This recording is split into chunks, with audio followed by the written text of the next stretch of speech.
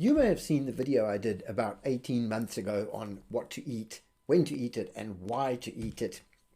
And I really need to do an updated version of that video because in 18 months, science has progressed, I have learned more, and there are other aspects that I think I should have included at the time. So if you did see that video, watch this one to make sure you get the update. And if you didn't see that video, well then, well done for watching this one.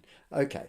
The context was that I made the video 18 months ago because I had used nutrition, mostly nutrition, okay, some elements of stress management and exercise and other aspects of a healthy lifestyle, but mostly I had used nutrition to correct a heart rhythm problem. I had atrial fibrillation and I was slated for surgery and I didn't want to have the surgery. I also had hip osteoarthritis and I didn't want a hip replacement. So I reversed the arthritis, I fixed my heart, and in the process I lost quite a lot of weight. I lowered my anxiety levels. I fixed the gout that had been bothering me in my left foot for about 15 years. And I no longer have acid reflux. So there were lots of reasons to make a video at the time about what I had eaten and how I had changed my diet. But my diet has changed again since then in some subtle ways, which I think are really, really important to share. So welcome to SHAPEFIXER. I'm Andrew. I am a nutritionist, and you just heard the long list of medical or health related issues that I had, and I'm 61 years old, so I'm exactly at that time of my life where everything appears to start going wrong and we start to feel that we're getting older and we take for granted all these problems and the fact that we're going to go onto medications and we're not physically able to do the things we used to do. And in a lot of cases that's wrong. We're not old, we're sick, and we're sick because our diet is completely wrong. So what are we talking about here?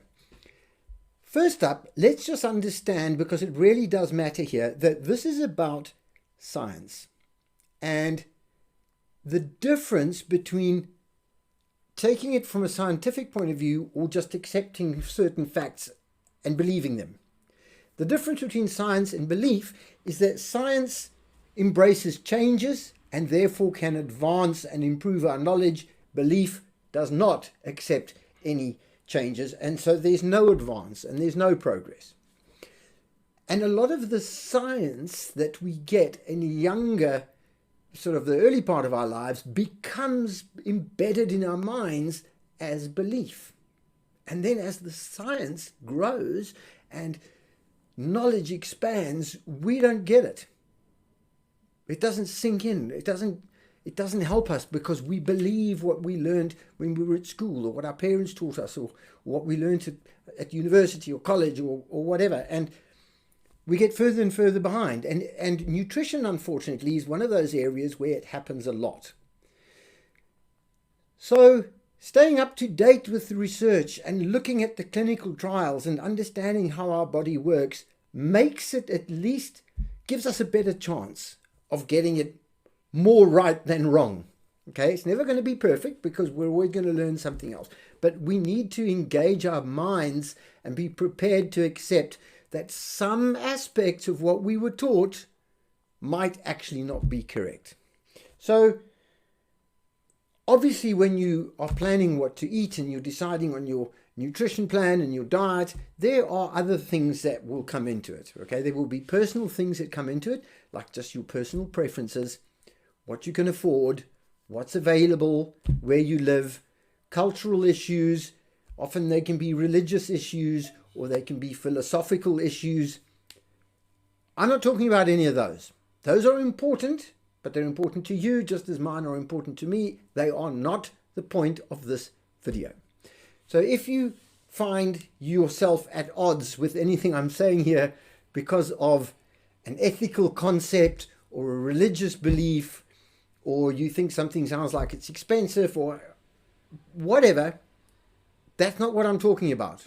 Okay? Those are things that you have to then use to factor in how you modify what I tell you about the science and how you accommodate that in your circumstances. Okay, so let's talk about the science. And I'm not going to talk about stress and sleep and exercise, and obviously those things are all very important as well. I'm just talking about nutrition. And if you take nothing else with you from this video, the most important thing is to avoid sugar. Cut sugar out of your diet. If you want to lose weight, you want to restore your metabolic health, you want to lower your inflammation, you want to lower your risk of heart disease, lower your risk of diabetes, even reverse type 2 diabetes if you have it, you need to cut sugar out of your diet. And that means you need to cut carbohydrates out of your diet, because carbohydrates are sugar. However they're dressed up, however they're marketed, whatever kind of terminology people use, however much somebody talks about the glycemic index and a complex carbohydrate and all this nonsense, it's obfuscation. There's a big word. It's just intended to confuse us and muddy the water. Carbohydrates are sugar. Starches are sugar. Starch is a chain of glucose molecules, which is sugar. That's all it is. It's sugar. It's bad for you. It destroys your hormones. It makes you overeat. It makes you fat. It makes you sick. And it will kill you. And you'll have to go on a whole lot of medication. So just get off the carbohydrates. That means you need to be on some kind of a ketogenic diet. And a ketogenic diet just means instead of burning sugar as your fuel source, you burn fat, which is what you wanted to burn, because all animals in the wild, in their natural state, all mammals burn fat. They don't burn carbohydrates, they burn fat. Even cows that are herbivores, they don't eat sugar. They eat grass, which they can't digest. Their microbes digest it, and the microbes give off fatty acids, and the cows absorb the fat. So they're living off fat, the same as we should be. So you increase your fat and you increase the oil content of your food, and you lower the sugar content of your food. You will start burning fat. That will enable you to burn body fat. It lowers the inflammation in your body and allows healing to happen, and you are just that much better off. Your energy levels are more stable, and you're not susceptible to the damage that sugar does to your blood cells, to the walls, the inside walls of your blood vessels, and to your brain cells. Alzheimer is now linked to sugar. It's actually known as type 3 diabetes now in research circles. So cut the sugar out. Then you need to fast. Now that sounds like you're sacrificing something. You're not. Fasting, intermittent fasting, just means only eat when you're hungry, which is natural. You don't have to eat 3 meals a day. I don't eat breakfast because I'm not hungry in the morning. And that old adage that we all kind of grew up knowing, breakfast is the most important meal of the day. Do you know who said that? It was Kellogg, John Kellogg, selling his breakfast cereals. That's where that quote came from. They made it up. It was a marketing ditty. So it's nonsense. The most important meal of the day is the one you eat when you're hungry. If you are not eating sugar, your eating hormones that tell you when you're hungry and tell you when you're full will be in balance. They will operate correctly, and you won't be hungry in between meals. And you probably won't be hungry in the morning until 1 o'clock or 2 o'clock in the afternoon. I eat between 2 o'clock and 3 o'clock, sometimes only 4 o'clock, because that's the first time I get hungry. And I do lots of activity before that. I do lots of sport before that. I will go for a 5-hour bike ride and I still won't be hungry. So it's nuts. So intermittent fasting is very important, but it's also very easy once you are adapted to burning fat and you're not burning sugar anymore. And the great thing about going these sort of 16 or so hours at a time without eating is that autophagy, which is your body's natural process of clearing out scrappy tissue and sick cells and old cells that aren't working anymore, and breaks them all down and recycles the nutrients. So it's sort of doing the house cleaning, the housekeeping.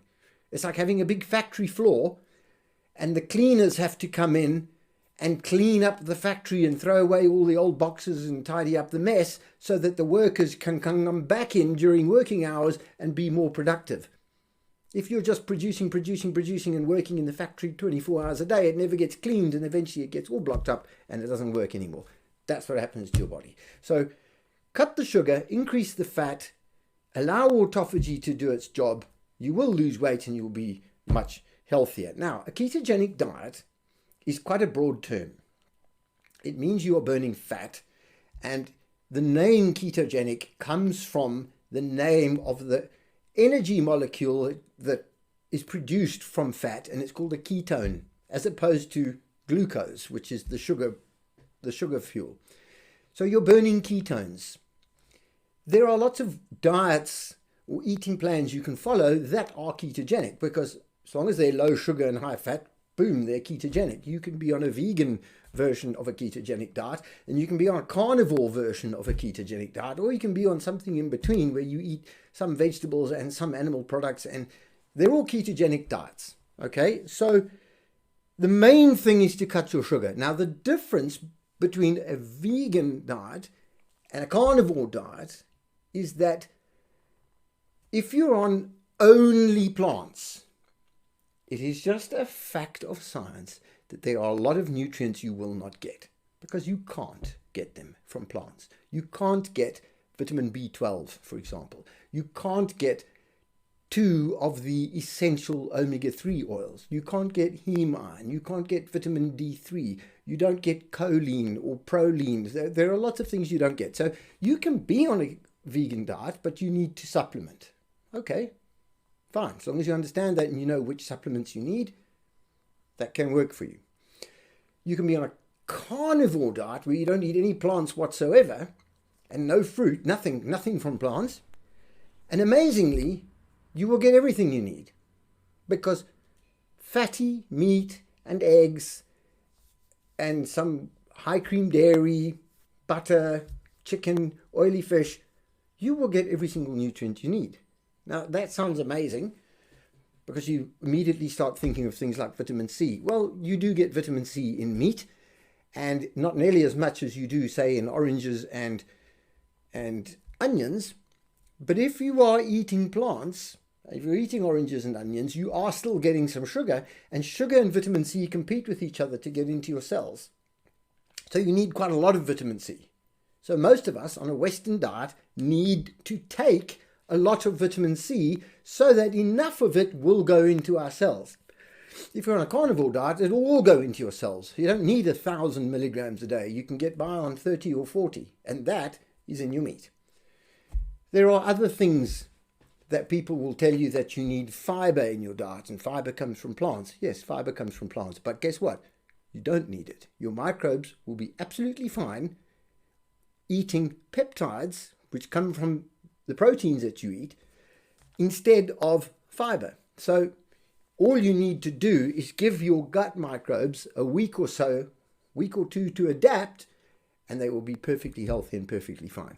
I am now on a carnivore diet, which is quite funny, because I switched from a general ketogenic diet, which did wonders for me. It cured my osteoarthritis, cured my atrial fibrillation, got my weight down, did all those things. I switched to carnivore as a test, and I was going to do it for a month to prove it wrong. I was going to do it for a month so that I could report back and say, it didn't work, fiber, gut issues, various vitamin issues, and guess what? That was over 1.5 years ago now. And I am so much healthier and so much better than I was before that. I am never going back to eating plants. I'm just not going to. That doesn't mean you can't. You know, if you really like your vegetables, then you can eat the vegetables. The point is that you don't actually need them. Now, there are a few issues with plants that you need to be aware of. And I've done videos on all these things, and I'm going to link them below here in the notes. But just know that plants have certain chemicals in them that are designed to stop us eating them. Okay, they are toxic, and different types of toxins in different levels in different plants, and some won't bother you and others might bother you a lot. they also have anti-nutrients in them that stop you absorbing a lot of the nutrients that are in there.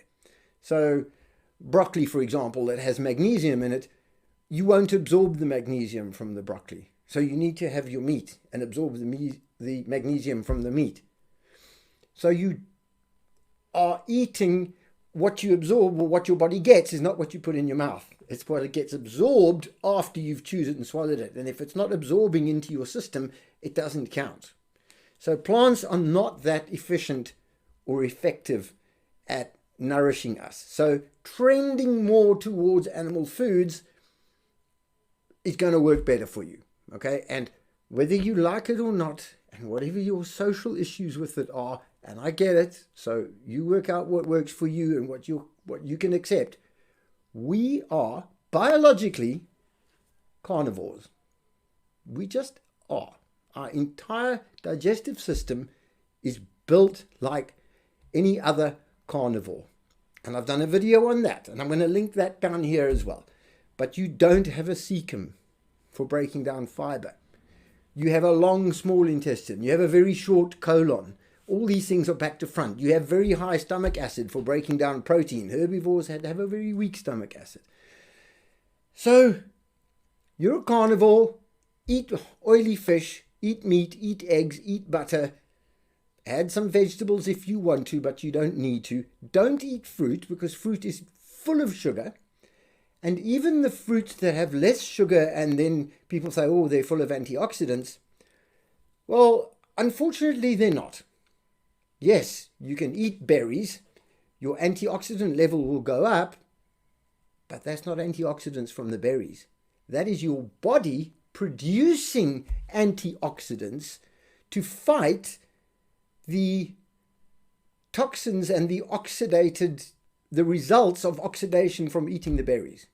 So they stimulate your body to produce antioxidants to fight the toxins that you're eating. So there is a lot of misinformation about a plant-based diet, and this is just science. I'm sharing the science with you, and I get it. I get it. A lot of people are very vested in the idea of a plant-based diet, whether that's cultural, whether that's sort of philosophical or religious. There are huge industries, food industries, pharmaceutical industries behind this, pushing us all the time to have a plant-based diet because they are making products based on plants that make them a lot of money. There are all those issues. You work it out for yourself. But for heaven's sake, at least please be on a ketogenic diet. Okay, so what are we going to eat? Well, you need your protein. And the best protein you can eat is animal protein, because that has all the amino acids that you need, because you're an animal and you've got to build your own proteins.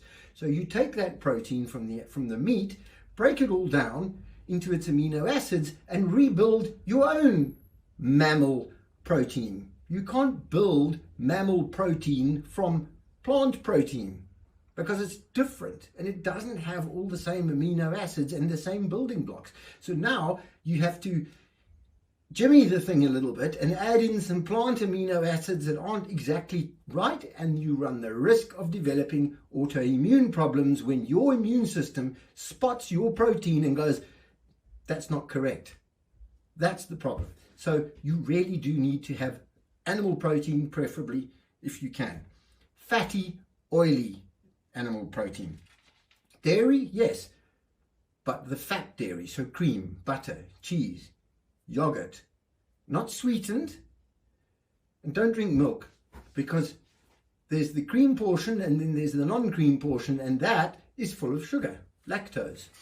And if you're lactose intolerant, then definitely don't eat them. Fruit, no. Starches, no. There's sugar. Pasta is sugar. Bread is sugar. Grains are sugar. So rice, corn, anything made with wheat, it's sugar. If it's processed wheat products, don't touch it. Eat whole food. Don't eat the processed food. That's a good start. That will almost invariably cut your sugar down in any case, because sugar is mostly processed or in processed foods. And then the last thing is, what about supplements? Well, supplements are tricky, because supplements are not medication. Supplements are food. if you put salt on your food or you put olive oil on your food, that you're supplementing your food. Okay, so it's not a big deal. It's not a medication. It's not going to do you any harm. I don't use a lot of supplements because I am now so adapted to my natural, healthy, carnivore, ketogenic diet that I don't really think I need any supplements. I don't suffer any of the effects of deficiency of anything in particular, but I do take some supplements, and I'll tell you what I take and I'll tell you why. I take electrolytes, salts, but that's because I do a lot of sport, and that means I sweat a lot, and I'm outside in the hot sun. I live in the south of Spain. It's hot. I sweat. I work hard. I do several hours a day of intense exercise, and I need to replace my electrolytes. So I take salt, normal table salt, and I also take a bit of magnesium and potassium so that I don't cramp when I'm out running in the mountains. I take a small zinc supplement on a daily basis because I'm a man over 60 and I have potential prostate issues. And at one point I was getting up to pee 4 or 5 times in the night, and I started taking about 25 milligrams of zinc a day, and within 4 days that was solved, and I never get up to pee. I sleep through the night with no problem. If I run out of zinc, within 3 days, I'm getting up in the night to pee again. So that's just a prostate management thing because I'm a man and I'm over 60. I still take a collagen supplement, some collagen powder in a drink, because that was part of my protocol for curing my hip osteoarthritis and allowing my body, or giving my body, the building blocks it needed to build new collagen tissue and to strengthen up my cartilage. And I don't want hip osteoarthritis again, thank you very much, so I take a collagen supplement. Now, I might not need to. I probably build enough collagen from all the meat and the fish, the sardines that I eat, but just in case, I take a collagen supplement just in case. And that's all. And remember that these are principles. These are principles, not rules. Principles are a guide. Rules are a command. A guide has some flexibility in it, which makes it sustainable over a long period. Commands are not flexible. You cannot break the rules. It's not sustainable, and then you throw it out of the window. So if you accept that these are guidelines and principles, then when you're, like happens to me, my 15-year-old daughter decides to bake some cookies, I'm going to eat 1 or 2. Or don't tell her how many. When it's my wife's birthday, I'm going to share a bottle of wine with her.